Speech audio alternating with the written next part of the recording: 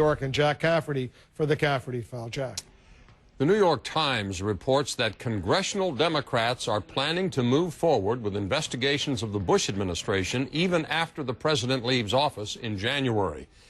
That could prove to be quite a task. Where do you start? Abuse of the power of the executive branch, torture of detainees, going to war under false pretenses, the role of former White House aides Harriet Miers and Karl Rove in the firing of those federal prosecutors, eavesdropping without a warrant. It's a very long list. The rub is that President Bush may be able to block subpoenas long after he leaves the White House. Way back in 1953, Harry Truman blocked a congressional subpoena almost a year after he left office. Truman told the Congress that the Constitution still empowered him to do that, and the Congress backed off. If the last 8 years are any example, you could bet the Bush administration will do everything it can not to cooperate in any investigation. Here's the question. Is it a good idea for the Democrats to begin investigations of the Bush administration? Go to CNN.com/Cafferty File. You can post a comment on my blog. Wolf? All right, Jack Cafferty. He's got the Cafferty File. Jack.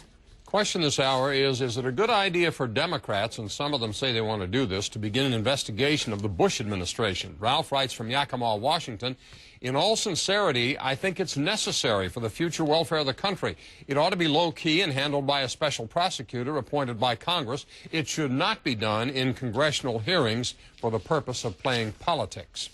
Kay in West Virginia, if once he's inaugurated, President Obama wishes to appoint a special investigator to go back and look at illegalities during the Bush presidency, I would support that. If, on the other hand, he wishes to use agencies that should be doing other things, I would oppose that. We need all parts of the government to be looking forward, not backward. Pardon me. Pat in Michigan, no, not now. There's real work to get done, no time to waste. These types of investigations seem to drive a wedge between the parties, and this is not the time for that.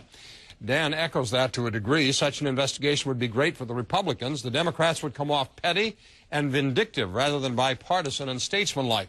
By torpedoing bipartisanship during a national crisis, they would have less chance of success with their proposals. The Republicans would be in a stronger midterm election position as a result.